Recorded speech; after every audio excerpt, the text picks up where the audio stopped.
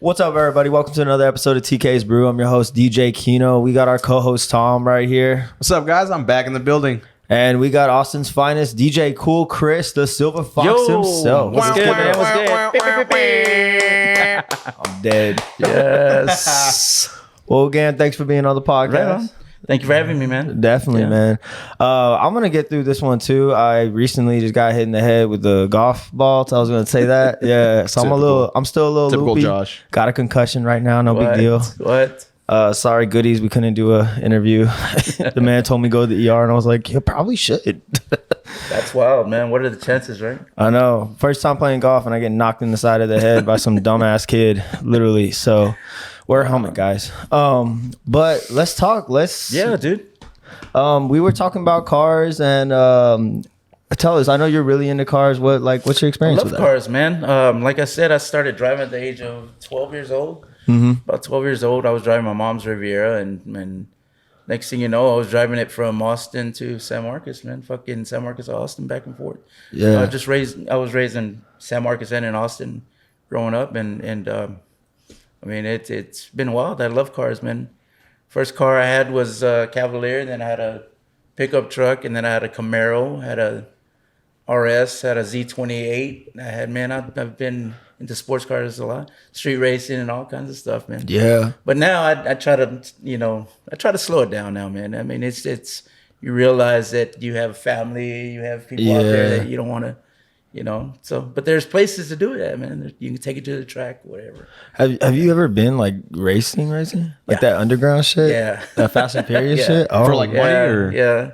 When I was young, man, I got in a lot of trouble, man. And actually, not too long ago, I'm still paying for it. Oh, no. I mean, yeah, it catches up with you eventually, man. Yeah. Yeah. I mean, you can go and spend all this money on these cars and all that. And honestly, it's not worth it. It's fun, excitement. The adrenaline is fucking it's like a drug, Yeah. When you're hitting 160 miles an hour on the fucking highway or, on the toll road, it's not that I do that.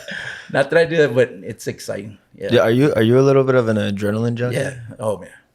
You ever jump out of planes and shit? No, never have, man. But You just like the speed. I would love to. Yeah, the You speed. like the speed? Yeah, it's Yeah. just it builds up, man. And then after you get to that point to where you're just like, oh man, it feels good. Yeah. And then when you're racing somebody, man, and you're winning races, Yeah. or you're losing. No, facts. Yeah. You play for slips? No, fuck no. Ooh, imagine that. We ain't with that one. Not that I illegal street race. I don't do any of that. We don't do I mean, that. yeah, I want to do it, but We're angels over here. yeah, we're angels over here. That's funny. Yeah.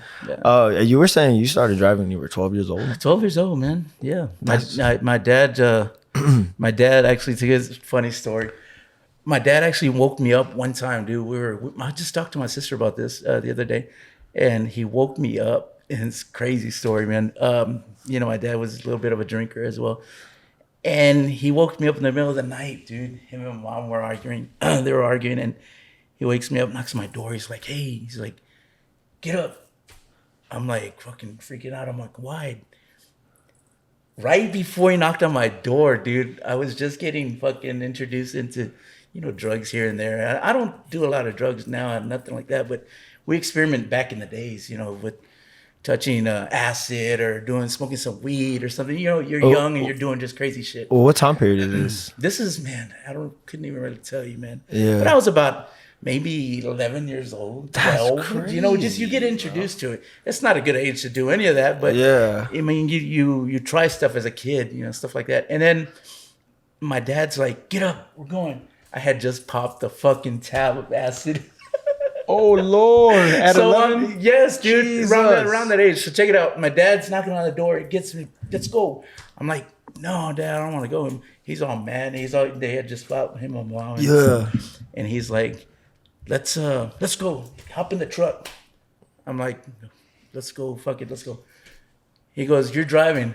And I'm like, he's plastered, dude. My dad is so wasted. And I'm like, how do I explain to my dad that I just took a half a tab of acid? You're 12? 12 years old, dude. 12 years old. And my dad knows that I drive already. So my dad's like, drive, And I'm like, I can't get out of this, man. I can't. I already know my dad. He's not gonna be like, no, okay, we're gonna stay. No. What the fuck, dude? Kids are pussies nowadays. God. Seriously, damn, dog. talk about Seriously. strength back in the day. God damn. Holy So we get on the highway and we take off. Bill's character. We take off and we're going, and finally the fucking tab starts hitting me, and we're like already going towards Mexico, man. And we're driving, and all of a sudden I see the road just start fucking, and I'm thinking, how do I get out of this, man? How do I get out of this? And I was telling my dad, let's pull over, I need his arrest. And my dad's like, no, let's go. So I follow the line, dude, and I'm just driving. I'm freaking out. I'm like, man. Eventually, we made it to Laredo. We went to Laredo, and we hung out at Laredo. I was with my dad. The cops pulled us over right when we get in there. Yeah. And the cops are like, we know, in Spanish, they were telling us, we know that y'all are on something. And my dad was wasted, and I'm over here. And the cops are like, pull the truck over, get out, and y'all sober up. But we had to pay him like fucking $20 or something. That's back it then. though. Yeah, Still, dude. man. Still. That's It was cool. It was a cool story, That's a man. It was, steal. just like, we regretted it. I mean, now, we think about it. It was funny, but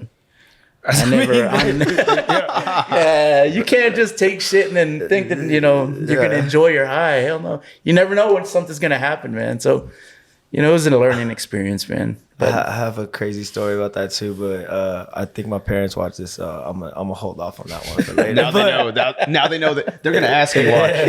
Whenever you go home next time, they're gonna be like, Josh. I'll tell you about that after this. But that's crazy how you mentioned that, because sometimes you just like first time you do something and then something happens then and you're like, I gotta stay focused. I'm just like, and you're like, yeah. But my arms are 8 feet long. I gotta do what now? Fucking noodles. I'm just like, oh, okay, it's like that. Okay. Shit. Yeah, that's funny. That's wild, bro. What the fuck? Have you going back to the cars and stuff, like how many car meets, like do you go to car meets regularly and stuff? Man, I try to go to them as much as I can. Sometimes after a gig, I want to get home and get sleep, and usually, you know how it is when you get home and you're at 5 o'clock in the morning, you're still going, you're still pumped up, and it's like, for me, I like drinking Red Bull, but even though it's not good for you, but I like drinking Red Bull to get through the night and get me energized and shit like that. So when you get home at 5 in the morning, falling asleep isn't an option, really. You're still unwinding, and these car meets are like at 8 o'clock in the morning on Sundays, man. Yeah, they're like the coffee and cars and shit. Yeah, exactly. So I'm not trying to go somewhere right after DJing, right after a night of standing up all night and shit like that. I'd rather go home and just chill, But I want to make more car meets. It's a timing, man. If they had car meets at night during the week, then that's why they call it coffee, though. They got you waking up and shit for that. Yeah, that's why we call ourselves TK's Brew, because we thought we were doing these in the morning. But now, and not all of them are damn near 7 at o'clock. night. Yeah, it's in the evening. Yeah. Oh well, what can you do? That's wild. I love them, man. I love seeing other people's builds and shit like that. It's pretty neat. I love how people spend a lot of time, and that's what they love, and that's what I love, dude. If it ain't music, it's cars, and if it ain't cars, it's spending time with the family. Back at it again. Yeah. Oh my god, the fucking podcast mascot over here. Yeah. As long as you're chill, bro, you can be in the video. Stay chill, bro. Stay chill. Don't start kissing me, dude. We'll be all right. He's about to. Look at that. Look at that. Look at the eyes, bro. Look at the eyes. God damn. I'm finna lock you up for now. They're just gonna start crying. Okay. Well, that's what's up. Wanted to touch on DJing with you, because you have how long you been DJing for? 92, man. 92. 1992. Holy around shit. that time, yeah. Around 92, man. About 30 years. Just about 30 years. Well, I took a little 15-year vacation, man. So Wait, for and real? then I bounced back. Yeah. Oh, so 15-year vacation. Back in 2000, was it 2006? Yeah. I finally made a comeback.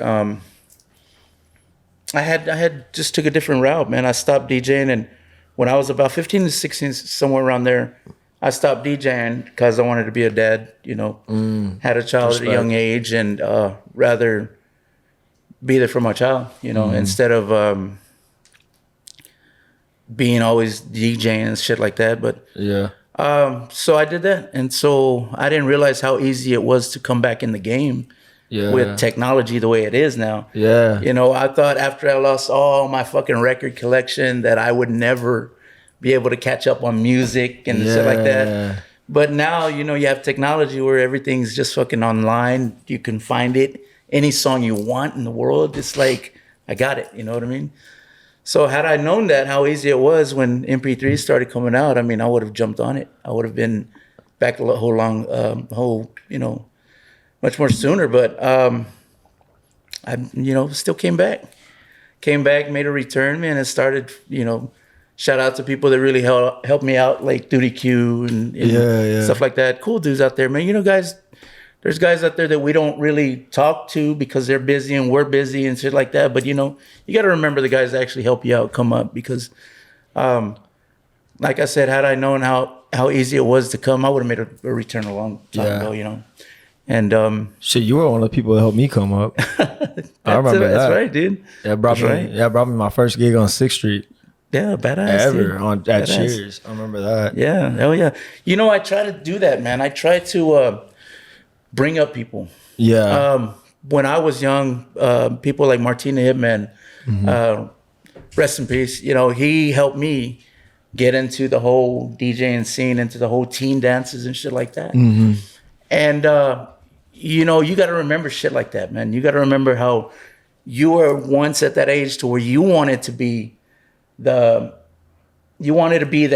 kid to come up and you want to do what everybody else is doing and you loved it and that was what you strive for and you got to remember that there's a lot of people doing that, man. There's a lot of people who want to come up. Now it's so easy to become a DJ that so many people are doing it and you have to do your part to help out guys come up. You know what I'm saying? That way your legacy can last, you know, forever. It can go on and go on and go on. But that's what I try to do, man. Just try to keep the good vibes alive. Yeah, no, that's respect. What was it like DJing like in the 90s and like 1992? Because I mean, that's a lot of DJs currently who are still DJing that I don't know what it's You know like. what's crazy, man, is that when I was about 13 years old, I was getting into clubs downtown that I wasn't even old enough to get into, man. Oh shit. Back in the days, there was the Underground, there was the Lizard Lounge. Yeah. DJ Rippin' Rich used to DJ there, man. Awesome fucking DJ. He lives I think it's in Houston now. But I got the chance to go in there and fucking, you know, just sit back and watch him play. And he would do mixes on K98, old school fucking. That's back when radio DJs were like actually on the radio. On the radio, exactly, dude. Instead of just on Mixcloud. Yeah. Which is crazy now. But I mean, you know, it was an experience at a young age, man, and it got me to really focus on my what I wanted to be when I was young. Yeah. You know, I set my goals and I came back and I just never forgot of what I actually wanted, why I wanted to do it. I wanted to do it for the people, man. Just you're watching them, you're like, yeah, just don't jump on me, dude. But you know, you when I DJ, man, it's to make people have a good time, bro. That's good. It's not. I'm past that whole stage of fucking trying to be a superstar, trying to be a headliner and shit like that. And don't get me wrong, there's nothing wrong with being a headliner. There's nothing wrong with touring. There's nothing wrong with all that. You know, we all have goals and we all have, you know.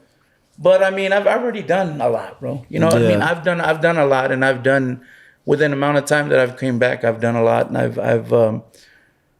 I've reached my goals, man. I mean, now it's just, you know, keeping the music alive and keeping fucking what I do, you know, Voodoo Room and whatnot, keeping the club going and helping out others to make the club strong and the business last. I mean, and how long have you been at Voodoo?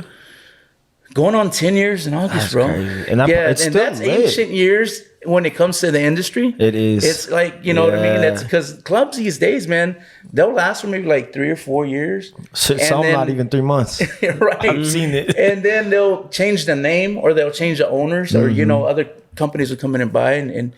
But you know, it's been fun, man. It's been fun. I mean, working at Voodoo and, you know, watching everything expand from Bijou to, everything else that's been going on. And y'all were before like Bungalow and like Voodoo was the first. Yeah, pretty much, man. I mean, but it goes way back before that too. When the West Side was popping, Beso and Molotov and shit like that. And these are, other clubs. But man, I've seen a lot. I've seen a lot of business come up and go down and come up and go down. And I'm just glad that the party scene is still in Austin. Yeah. No, it's been, and like, especially at Voodoo, I mean, y'all keep expanding that shit. Yeah. We're nonstop. We're staying alive, Exactly. man. We're doing it for the people, man. Yeah. When I play, I mean, I play a lot of Latin music now, and I've always been into music in general. Mm-hmm. Before I got into my DJing, back into my DJing, I was into Tejano music.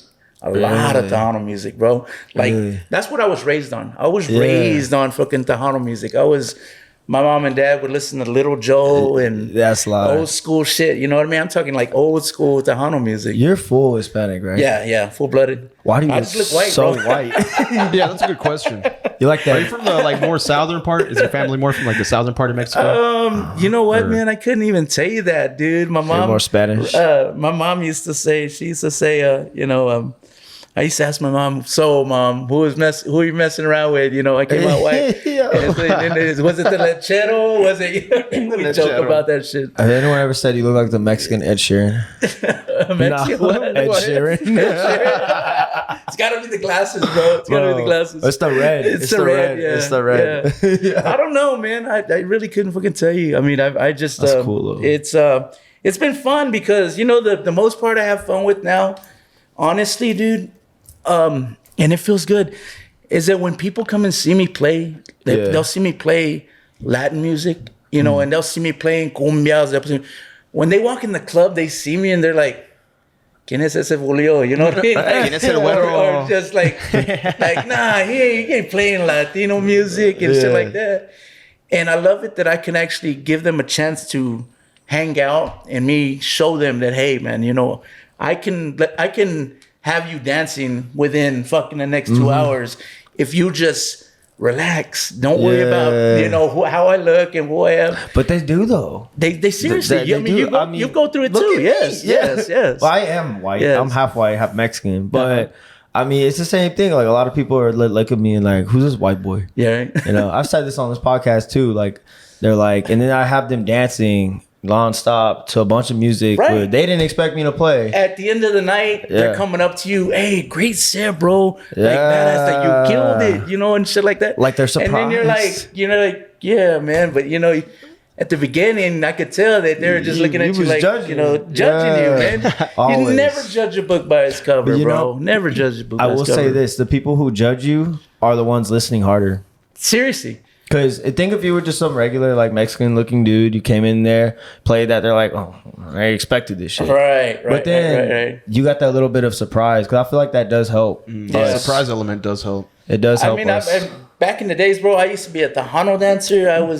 Shit. I would dance Tejano, bro. I'm not gonna fucking toot my own horn, but let me go ahead and do it. Do it. Man, I'm fucking, bro. I was a really good Tejano dancer. Let me Really? just tell you that. I'd go to different clubs and I'd dance and fucking people. They used to call me Güero. Hey, They used to call me Güero. High five. Let's go. They used to call me Güero, right? Well, check it out, dude. I used to go and I used to have one of my old best friends, Tommy. Me and her used to dance on the dance floor, man. And fucking, dude, we'd fucking tear it up, bro. Spins, fucking everything, No bro. shit. Fucking, you name it, fucking. We're dancing, and next thing you know, man, I used to like it a lot. I love the attention. And then all of a sudden you get a lot of girls that wanting to dance with you because you know how to dance Tejano. Yeah. And then they see you and you look white. And then it's like, this is, okay. And then It's confusing. it was fun, man. Flabbergasted. It was fun. And so now I guess it's kind of still the same when you're DJing and you're fucking, everybody's just you're looking not- at you. You're think not you're on the white. floor and dancing Yeah. and shit, but I feel that. It's weird though. Yeah. Like, because I mean, do you speak Spanish? I'm little fluent, bro. Honestly, I mean, I was raised with my grandma and my mom, and all they did was talk Spanish. So my mom was a lot of English, but my grandmother was straight Spanish. Is it more like I a just, Spanglish? Spanglish, yeah. I mean, I feel that same. honestly, man, if you were to throw me in Mexico, I could survive. I Oh, fucking really? know. I understand Spanish completely. And if I have to speak Spanish, I will. You know what I mean? But I mean, I will when I have to. I mean, and it comes out. It comes out. See, like, I remember one time I went to Mexico with my friend. We went to Piedras. And like we just walked. He lived in Eagle Pass, and we just walked over there. And I'm just like, every time anyone spoke to me, I'd just be like, point to my friend. I'm like, yo no sé. Puedo hablar mucho español, pero no mucho. I mean, cada cuando puedo, pero no. He speaks Spanish fully. Yeah, he's fluent. Nice, sí. That was the first language. Let's start doing a podcast in Spanish. No, for real, right? Let's just. All right, the Spanish version. Like when I gotta concentrate. Oh shit! Damn. Like when I gotta concentrate. 0 to 100 real quick. But when I'm like just fucking on a roll and fucking just like when I'm in the club, I'm fucking on the mic. I mean, whatever. You speak on the mic in Spanish? Sometimes, yeah. Okay. Sometimes like I'll say shit that I'm used to saying, though. Shit that I'm comfortable with. And shit. See, like I get. I've been getting nervous. Like I've been like at Rosamami, and I actually talked to Cortez. He's the one who books there, and I told him, I was like, bro, because the first time I was there, I was like, I didn't really talk on the mic. I just like, it's that same thing. They're like, who's this white boy? And then they're gonna hear me talk, and I sound like a white boy. Right. I don't speak any Spanish, but I'm playing all this music that they're like, whoa, didn't know you knew this. But that's how I speak. Right. Because I can't I'm gonna get on the mic and say, where are my ladies at? Like, I'm not gonna be like, ¿Quién es de damas? Like, nah, or some shit, I'm not gonna say something like that. Like, I don't know the Spanish slang or the Spanish like things they say. Like, como dice? Like, I don't know. That's how you should say it. Like, just dale. But yeah, it's trippy. Like when you don't, like when you're a Latin DJ and you don't speak Spanish, it is kind of like weird. Yeah. It's definitely you should definitely man. But I watch people, man. I watch a lot of big time, Latin DJs and people like Exile in Vegas and him like him. I mean, they get on the mic and they still fucking talk English and Spanish. So it's a mixture. It's Spanish, and people still fucking party, bro. Regardless, they're really not there to watch what you're gonna say. They're there to fucking dance, bro. They're there to party. They're there to, hey, this DJ is good because he plays the music I want to fucking hear. Yeah. You know what I'm saying? But I just getting the job done is what I'm there to do, man. Focused on I'm not there to of course, I don't drink anymore. I'm not there to get drunk. I'm not there to meet chicks. I'm not there to nothing. I'm there to fucking party, bro. I'm there to give them what I can do. And I'm like, here, man, fucking, I want to make your night the baddest fucking night to where you're going to want to come back. Yeah. You know what I'm saying? And when I started playing upstairs and started doing that whole Latin vibe, there was a lot of people there, man, that were there before, prior to the DJ that was there before, YB, who's badass DJ. And they left. And then you see them now come back because they when they first heard about you DJing, oh, this guy doesn't do what he does, or and then they find out that what you do, then they come back and they show you that respect, and that's awesome, man. But that's what I want to do. I want to be able, regardless whether I'm playing hip hop, Latin, fucking EDM, house, whatever, man. I learned how to DJ because DJing is for the people, man. It's not really. I'm not trying to be a superstar, and don't get me wrong. I'm not judging nobody. If that's what they want to do, that they can do that. But because there are a lot of people who want to do it for the money too, just for the money, for the fame, for all that. But there's those unique DJs who like it for the music. There's a saying, man, that forgot who told me this one, but. If I were to win the lottery, we said that if I wanted to win the lottery tomorrow, fucking, I DJ for free. That's just how it goes. That's how I love it, dude. Yeah. I love that control of what I can do for people, man. But it's a high. It seriously is, dude. Because you know how it is when you're in your zone? Yeah. When you're in your zone and you're fucking like, you got everybody with their hands up. No one everybody fucking talks dancing, to me. Let's go. Everybody's fucking, and you're like, bam, there goes that mix. Bam, there goes that mix. And everything's on point. Or like that drop or something, anything. Like the drop hits or something, that song comes on, everyone, and the whole crowd, oh, yes, go, and then you're like, And then you get that little goosebumps and you're like, damn. Sorry, I'm getting into it now. I'm about to go start DJing. Yes, dude. Back when I used to DJ at Vice, man, Vice is a big club. Yeah, Vice is a really big club. Akron's old club. It's a big club. And that song by Jay-Z, New York, what is that? Empire State of Mind. Yes. When that song first came out, dude, and I had that fucking club so packed downstairs. Second floor was packed. I mean, upstairs also. Yeah. And the middle floor was packed. And I slammed that song, dude. That feeling of just, man, you're like, when they're like, New York. everybody's singing, and you're like, oh wow, So this is fucking. Speaking of that, that's a great song. But something I love to do with DJing is I love playing for people to bring them back home, especially because we're in Austin. And Austin is definitely more of a like touristy location. Right on. Like, if I could tell what the crowd is, like if I can tell like there's a bunch like LSU in town, I'm playing Lil Boozy. And next thing you know, Lil Boozy comes on, everyone's just like, boom, set it off, boom, like all these people. Or just like anything, you know, like you play something like I'll play Pilo. Yeah. Like if you know Pilo, that's from the Oakland, from the Bay Area. And then we got people coming up and they're just like, how the fuck, yo, you bringing me home? Like that feeling is so good, making people feel like, damn, I'm in Austin, Texas, but I'm at home partying it up with a bunch of people. Like I love that feeling. Yeah, it's great, man. Hell yeah, bro. It's you know, I just do it for the people, man. Tell you the truth. I mean, I'm not trying to be David Guetta or nothing like that, even though David Guetta, he's up there in the age too and all that. But I'm not trying to do that, man. I've rocked some big crowds. I've rocked, you know, some big shows. But I'm happy where I'm at, dude. And, you know, with DJing, and I mean, I'm just going to ride it till the wheels fall off them. Hell, you know? Yeah, I love that. That's all you can do, man. Fucking, I mean, you can't, we can't take this game for granted. And this goes out to all the DJs, man. Just a reminder. Not too long ago, bro, everything was cut for all of us with COVID. Yeah. COVID took it all away from us. Fucking depressing. I mean, it took everything away. I don't care how badass of a DJ you were, how much shit you had going on. I don't care what you had. Everybody, it came to a stop. It took away the gym and the DJ. And the DJ. I was crying. I was like, you know what I'm saying? And then you're there and you're forced to actually have to think, how am I going to survive now? Yeah, for real. What am I going to do? I got to go. I got to go get a job at HEB. I got to go get a fucking job at Amazon because I can't DJ no more. Where'd you work? Did you get a job? I got a job. I sold health insurance during COVID. Oh, it was right on. Fucking annoying. I hated it. You know what?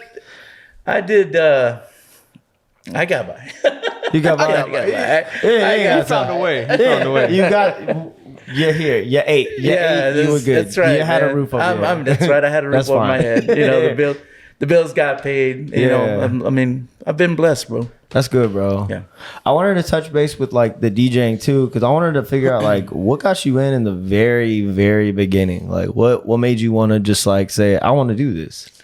Man, when I was about, I think I was maybe about like 2 years old. Shit, no. About 10 or 11, dude.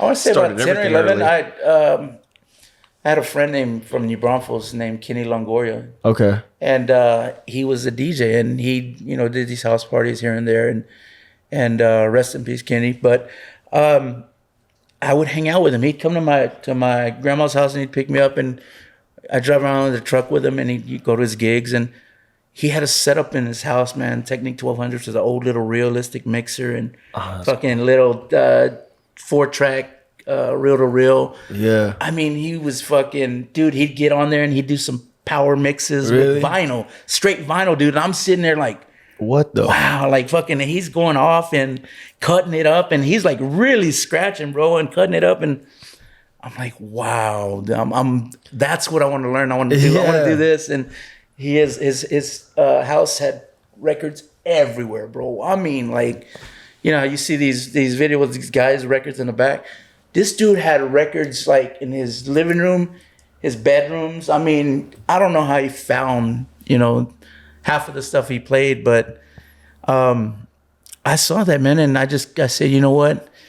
And then a couple years passed by hanging out with him, and my parents saw how serious I was, I was about about DJing, right? An uppercut. Bro. Fuck this mic. Fuck out of my face.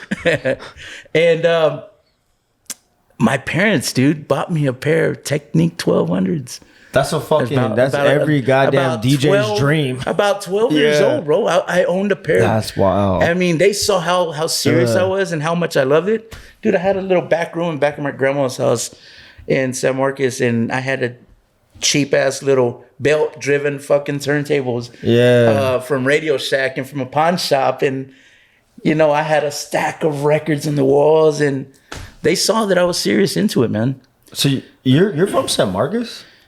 Yes, originally from San Marcos, bro. shit. You were born? I was born. Born? No born and way. raised, dude. No way. Yes. Born and raised. He's from San Marcos. Yes. Yeah. Oh, right on. I went Yeah. over there when I was like 10. Yeah. But I was there for like most of my life. I was born there, and I was raised in Yeah. Barrio Pascal. No Yeah, way. with my grandma. Yeah. Wait, Yo, wait. how small of a town was it back then during that time? Real small, bro. Real small. And you know, though, Yeah. the population, though, it's over there. It's Hispanics and it's whites.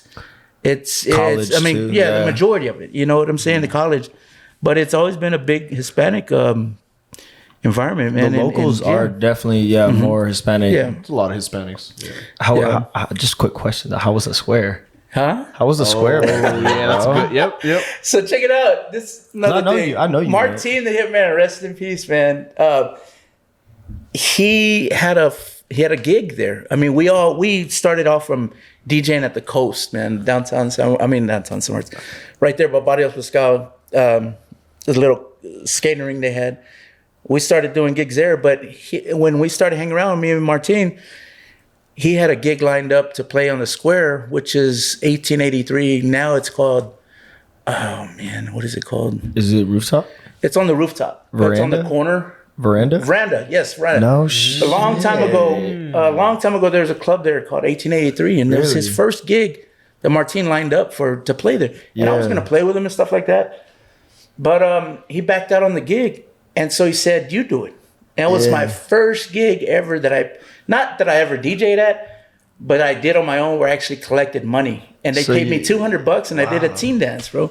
I did a teen dance. So your there. first gig was on the square, pretty No, much. well, Or my first kinda. gig was in a skating ring at the Oh coast. yeah. First bar gig. I But guess. first bar gig, like where I actually got paid, was there at the wild. yeah. Fuck yeah, dude. And it was dope, man. The only thing was carrying those crates of records up those Dude, fucking stairs. man. Those stairs are deadly, bro. They're probably I was about to say. Yeah, they oh, are. They're steep, man. bro. They're steep. They're not like Well, you walking up them stairs in the summer night, drunk as fuck. Oh, Yes, bro, all dude. sweating. With some- There's all these people in there. But with some jeans on, you got fucking worst, bro. You just drenched. yeah, exactly. But you're dude. drunk and you don't give a fuck. But I've seen that little town grow big. It's not even little anymore. No, it's not. It's huge, man. It's big. San It's like a Marcos is little big. tiny city now. Yeah. It's a miniature Yeah. It city. is. Eventually, like all that's gonna connect together, man. San Marcos, beautiful. getting You know, close. it's getting there. Yeah, And fucking Buda and Kyle's getting bigger. yeah. Which is crazy. It's big, dude. This I makes used to sense. live out there, and it's like everything's out there. You don't have to come to Austin no more for anything. Nope. All the restaurants, everything, fucking. Yeah, pretty dope. that's true. Because y'all probably you lived in a small town of San Marcos. Yeah. And yeah. unlike now, it's like 'cause you probably had to go to Austin. Austin for a lot of things, for man. everything. Yeah, Yeah. for a lot of things. Yeah, That's crazy. but So I know you hint that you were sober. Like, Yeah. how long have you been sober? this August the 7th will be 10 years, bro.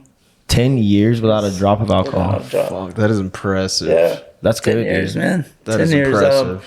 I think that's one of the most biggest battles I've ever had to face in my life was Yeah. not drinking and to go this far with it, man. It was just I amaze myself sometimes, and I'm think, how Oh, did yeah. I do it, man? You know, that to be around it, to give it up, to be, I mean, I forcefully had to give it up, you know, for my health, but to be around it every single night and have everybody, here's the shot, bro. Take the shot. Take Tell the me. shot. I you know what I'm saying? I told you a little bit right now. Yeah, I mean, yeah, I'm yeah. 2 weeks in, and it's just like, fuck. Yeah, and it's just rough. It's it was rough. tough, man. bro. That first year was just crazy, dude. Yeah. That first year was so. I mean, it was a mind games. You know, you're sitting there, you're thinking, I need it, I need it, I need it, I need it. Yeah. And throughout the years, man, I've learned that I never needed it, dude. No. It was just in the mind. Your mind is set to think that you need alcohol to have a good time. Because, I mean, we're all... Yeah, it's normalized. It's one of those Right. things that's normalized. Right. essentially, like, we're all kind of addicted. Especially Yeah. DJs. Whether we want to admit it I guess or you not. could say it that way, in a friendly way. In a friend... Yeah. It is. It's an addiction. It's a super addiction. It is. Nobody's going to look at it, though, as being like... Nah, no one wants to admit Nobody shit. wants to say that I'm Yeah. addicted to alcohol, like if I were addicted to crack. You know what I mean? Or something like that. Yeah, nah. But So nobody's going to want to admit that, but it is an addiction. it's that... I remember hearing from someone, they were like, it's that first one that fucks you. Yeah. The first one is the worst one. Yeah. And I realized that with myself too. I'm like, fuck, bro. Like, I'll take one shot, even though I said I want to be sober for the night. And next thing you know, I'm just like, More Fuck and it. more and Fuck more. it. like, hey, And, yo, there's- let's get a bottle. And there's nothing wrong with drinking, bro. I mean, I've learned throughout the years, there's nothing wrong with drinking. Of course, I had to stop drinking because of my health and how bad my health got. And, Yeah. and I wanted to live a little longer to see, to say a lot more. But there's nothing wrong with drinking. I've watched a lot of people that drink are some of the coolest motherfuckers in the world. Mm-hmm. But it's being able to handle your drinking, man. Not letting it get out of hand. Not letting it take control of your life. Because I've met a lot of people, and I've watched alcohol destroy a lot of people, man. Yeah. Their whole Definitely. image, their whole, you know what I'm saying? Even DJs, man. I was There's about to, DJs. I was about to ask you on that one there. There's DJing. I used to get fucking wasted. When I would drink, I would get so fucking wasted. I'm just gonna tell you this: the last day that I got fucked up drinking, I was running around Voodoo Room with my shirt off at the end of the night, wanting to fight everybody. I remember you with saying my that. shirt off, bro. I could not imagine I that. was Holy so fuck. fucked up. I was fucking trying to fight the bouncers. I was trying to fight everybody. I remember you told me that one Yeah, time, bro. yeah. Fuck, Yo. dude. And I mean, I've even back in the days, man. I did a boat party during the day on a Saturday, and I had a bottle of Patron, and I remember drinking half of that bottle of Patron by myself Holy on that shit. boat party, and I had to play at Speakeasy at night when I got out of the boat party. I made it to Speakeasy, and when I get there, I put a fucking mix on, and I'm so drunk. When you're drunk, you're just like, you're standing there, you're like, Yeah. All I remember is motor waking skills. up underneath the DJ booth. Underneath it, no. the security, he woke me up. He's like, bro, he goes, you gotta go, man. You gotta go. And I'm like, no, man, I need to get paid. He's like, get paid. You never played, bro. Yo, you showed He's up, but barely. You were here and you put music on, and we literally had to close the fucking bar down because we didn't have a DJ for you. We didn't have music for you. Oh, that's fucked. And, I look back and think about, how I blew gigs off. And how, it affected my DJ, man. It really did. But at the time of your partying, you're thinking, I can get another gig. And you don't think about that. But what's happening is you're ruining your image as you go along, and you have different bar owners talking about you. And the industry is small. You know what I'm saying? So the word gets out about how you act per night. So, so I try to tell everybody now, man, drink all you want to, dude, but just keep yourself under control. yes, dog. Some people have ability, and I give them credit. They have ability to have that control. Like, I've talked to a lot of my friends, and they do. But I've noticed then there's sometimes where you kind of have to, like, bite the bullet and just be like, nah, dog, I don't have that control. Like, for me, I realize, and you can ask a lot of DJs this. I attest to all y'all, sorry. I am definitely that guy who doesn't have a lot of control. I kind of like I like to party. I like to turn up. I like to get fucked up. It's fun. But it's also, like you said, it's like, there's some spots I can't play at because I got too drunk. Right. And it's just not a good image. Right. And I don't like, also it's the same thing, like you said, like, we're playing because we love this shit. We want to play for the people. Right. And if we're getting fucked up, we're end up just playing for ourselves. We're doing it for ourselves. That's true, man. Yeah. But I'm like I said, man, we're in control of the party, man. We have to stay focused on everything that's going on around us. People don't realize that. And they really don't.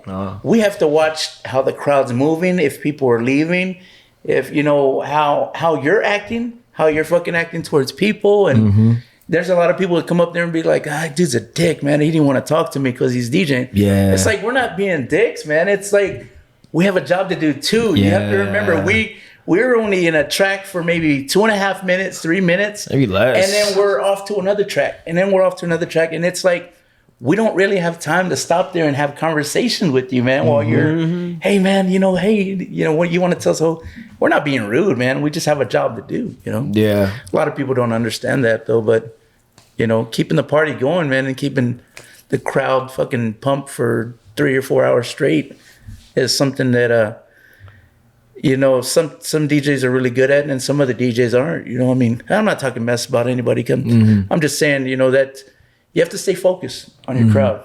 You have to stay focused, and if you're getting fucked up, there's no way you can do that, man. Nah, you can't. No. And there's, like you said, there's a lot of DJs who have burnt themselves. Yeah, because of that. Which it sucks that it is just part of the job. Right. Alcohol.